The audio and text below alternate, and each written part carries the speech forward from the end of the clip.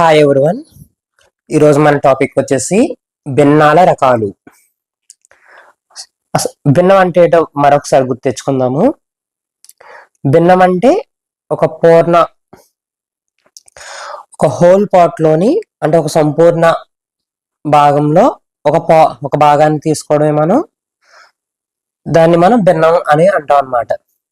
Suppose ఒక cake ని 3 పార్ట్లు చేసినట్లయితే అందులో ఒక పార్ట్ మనం తీసుకున్నట్లయితే సో ఆ తీసుకున్న పార్ట్ యొక్క భిన్నాన్ని ఎలా సూచిస్తాం? మనం 3 పార్ట్లో ఒక పార్ట్ తీసుకున్నాం కాబట్టి 1/3 అంటాం. సో ఇదే మనకు భిన్నం. ఆల్రెడీ మనం ముందు క్లాసులో మనం చాలా వివరంగా చెప్పుకున్నాం భిన్నం అంటే ఏంటో. ఇప్పుడు భిన్నాల రకాలు అంటే ఏంటో తెలుసుకుందాం. అసలు భిన్నాల రకాలు ఏవేవి ఉంటాయో తెలుసుకుందాం. ఇందులో ఫస్ట్ వన్ వచ్చేసి క్రమభిన్నం.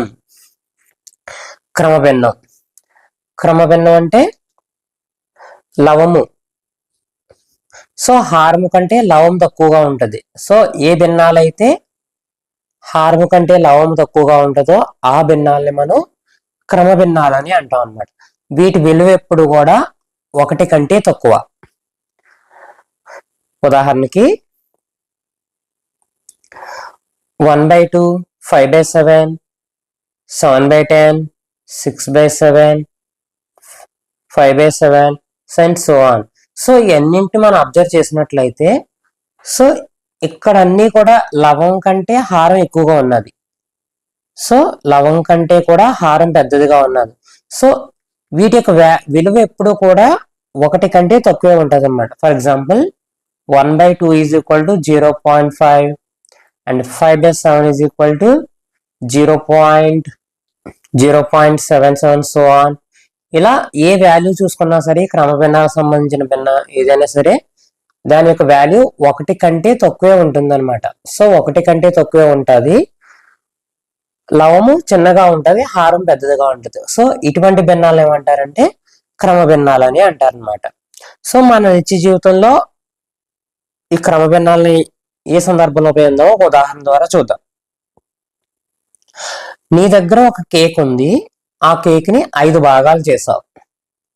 ఆ కేక్ ని 5 భాగాలు చేసి అందులో నువ్వు 2 భాగాలు తిన్నట్లయితే అందులో 2 భాగాలు తిన్నావు. సో దీన్ని ఫ్రాక్షన్ ఫార్మ్ కింద ఎలా చూస్తావు?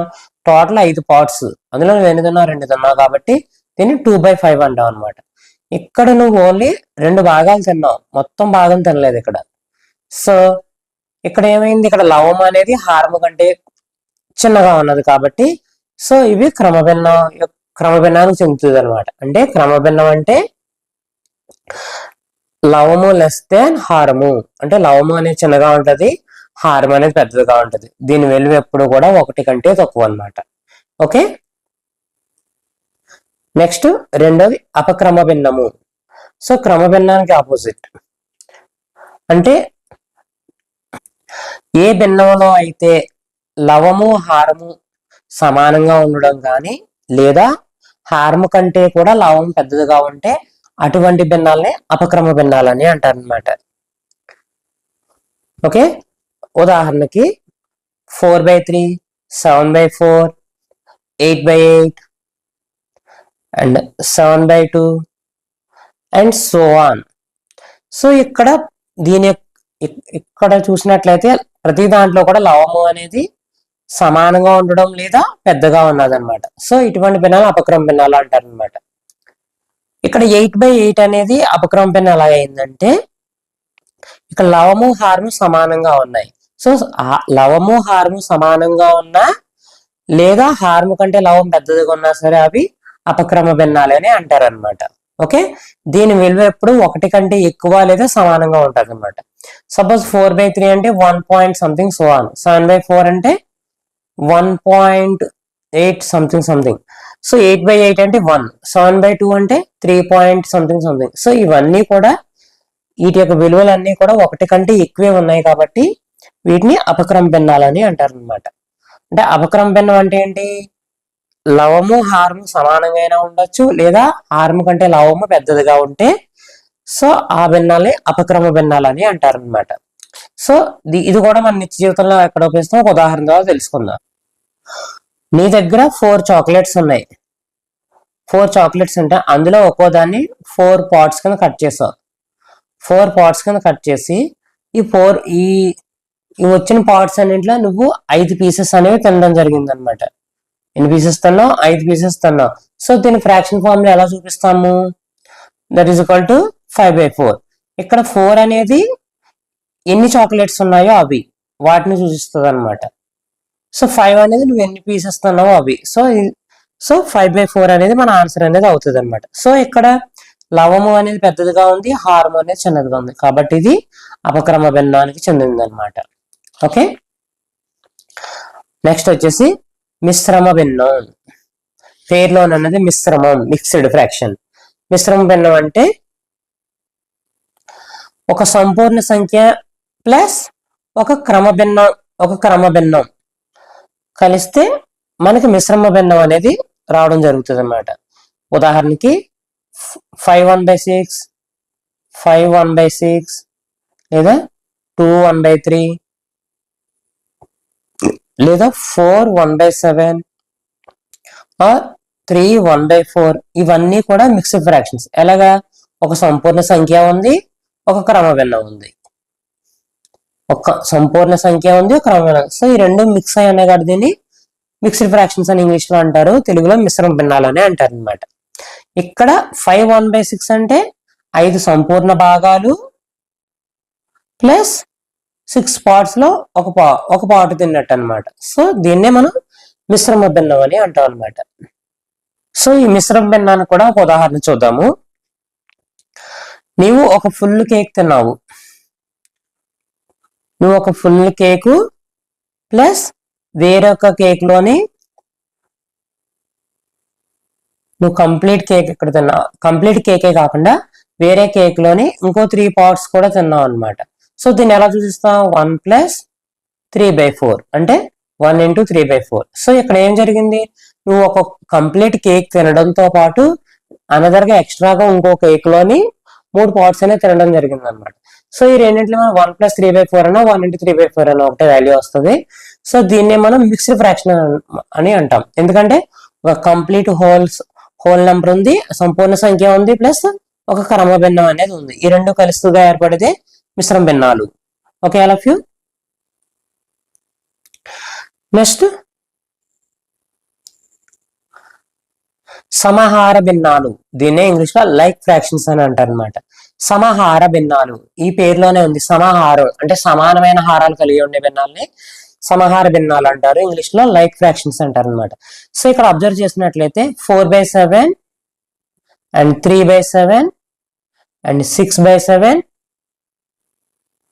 అలానే 1/4, 3/4, 5/4. సో ఇవన్నీ కూడా ఇక్కడ ఈ గ్రూప్ లో చూసినట్లయితే సేమ్ హారాలు కలిగి ఉన్నాయి 7 గా. అలాగే ఇక్కడ 1/4, 3/4 ఇవన్నీ కూడా 4 హారాలుగా సేమ్ కలిగి ఉన్నాయి అనమాట. అంటే వీటన్నింటి ఒకే హారాలు కలిగి ఉన్నాయి కాబట్టి వీటిని ఏమంటారంటే సమహార భిన్నాలు అని అంటారు అనమాట. ఒకే హారం కలిగిన భిన్నాన్ని సమహార భిన్నాలు అని అంటారు అనమాట. సపోజ్ 2 స్నేహితులు ఉన్నారు, నువ్వు మీ ఫ్రెండ్ ఉన్నారు. మీరు చెరొక కేకు తిన్నారనమాట. అందులో సురేష్ అనే ఒక ఫ్రెండ్ ఉన్నాడు. సురేష్ అనే అబ్బాయి 3/8, అలాగే సీత అనే ఒక అమ్మాయి ఉంది, ఆ అమ్మాయి 5/8. ఇక్కడ ఒక కేకే, సురేష్ తిన్నది ఒక కేకే, సీత తిన్నది ఒక కేకే. సో వాటిని సేమ్ పార్ట్ల కింద విడదీశారన్నమాట. ఎన్ని పార్ట్లు? 8. సురేష్ తిన్న కేక్ ఏమో 8 పార్ట్స్ విడగొట్టారు, అలాగే సీత తిన్న కేక్ ఏమో ఇది కూడా 8 పార్ట్స్ విడగొట్టారు అనమాట. ఇందులో సురేష్ అనే అతను 3 పార్ట్స్ తిన్నాడు, సీత అనే అమ్మాయి 5 తిన్నది అనమాట. సో ఇక్కడ మనం కంపేర్ చేయడం, పోల్చడం ఈజీగా ఉందా లేదా? ఈజీగా ఉంది. ఎందుకంటే 8 ఈక్వల్ కాబట్టి సురేష్ 3 పార్ట్స్ తిన్నాడు, సీత 5 తిన్నాడని మనం సమస్య చేయకుండానే మనం చూసి చెప్పేయగలం అనమాట. సో ఇలాంటి భిన్నాలనే మనం సమాహార భిన్నాలు అని అంటాం అనమాట. ఓకే, నెక్స్ట్ అసమాహార భిన్నాలు. వీటినే ఇంగ్లీష్ లో అన్లైక్ ఫ్రాక్షన్స్ అని అంటారు అనమాట. అంటే పేరులోనే ఉంది అసమాహార భిన్నాలు అంటే హారాలు వేరువేరుగా ఉన్నాయి అన్నమాట. హారాలు వేరువేరుగా ఉంటాయి. ఫర్ ఎగ్జాంపుల్ 4/7, 3/4, 5/6 అలానే 3/8, 4/7. సో ఇక్కడ అన్ని గమనించినట్లయితే హారాలు అనేవి వేరువేరుగా ఉన్నాయి అన్నమాట. సో ఇలాంటి ఫ్రాక్షన్స్ ని మనం అది ఇలాంటి భిన్నాలని మనం అసమాహార భిన్నాలని అంటారు అనమాట. ఉదాహరణకి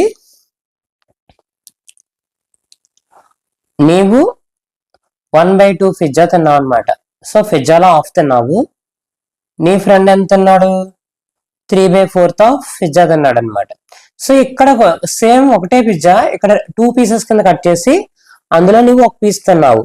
అలాగే ఇక్కడ ఒకటే పిజ్జాని 4 పీసెస్ కింద కట్ చేసి 3 పీసెస్ నీ ఫ్రెండ్ తిన్నాడు అనమాట.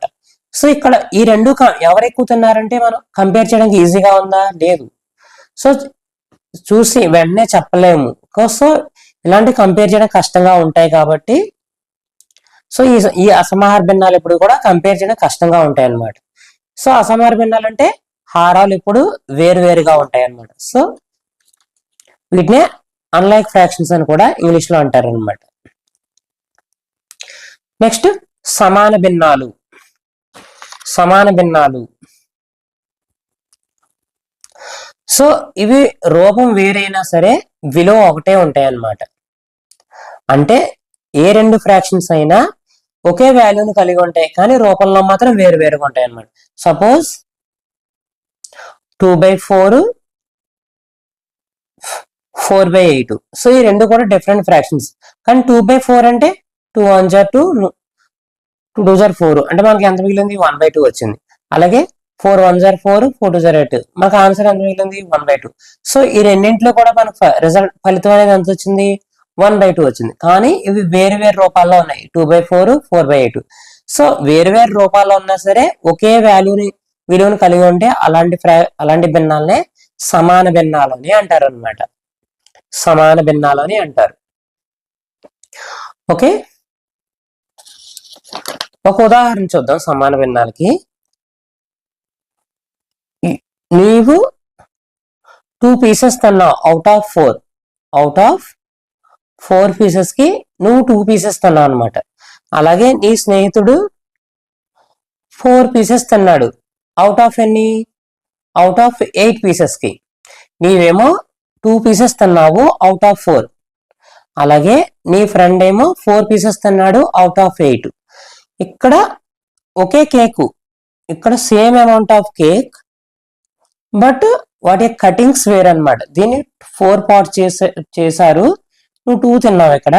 ఇక్కడేమో 8 పార్ట్స్ చేశారు, నువ్వేమో ఇక్కడ 4 తిన్నావు. సో తిన్నవి రెండు సమానమే అక్కడ. ఎందుకంటే 2/4 ఈజ్ ఈక్వల్ టు 1/2, అలానే 4/8 ఈజ్ ఈక్వల్ టు 1/2. సో ఇక్కడ నీవు నీ ఫ్రెండ్ కూడా ఒకే అమౌంట్ ఆఫ్ కేక్ తిన్నారు, బట్ వాటి యొక్క కటింగ్, ఆ పిజ్జా కటింగ్ లో తేడా అనేది మాత్రం ఉందన్నమాట. అలానే నెక్స్ట్ యూనిట్ ఫ్రాక్షన్స్. దీనే ఒక్కొక్క భిన్నాలని అంటారు అనమాట. అంటే లవము ఒకటిగా కలిగే భిన్నాలనే మనం యూనిట్ ఫ్రాక్షన్స్ అని అంటారు అనమాట. ఫర్ ఎగ్జాంపుల్ ఒక 10 చాక్లెట్స్ ఉన్నాయి, ఎన్ని చాక్లెట్స్ ఉన్నాయి? 10 చాక్లెట్స్ ఉన్నాయి. వాటిని 10 మంది ఫ్రెండ్స్ కి పంచినట్లయితే ఒక్కొక్కరికి ఎన్ని వస్తాయి? 1 వస్తుంది అనమాట. దీన్ని ఫ్రాక్షన్ రూపంలో చూపెట్టాలంటే 1/10 చాక్లెట్లు వస్తాయి ఒక్కొక్కరికి అనమాట.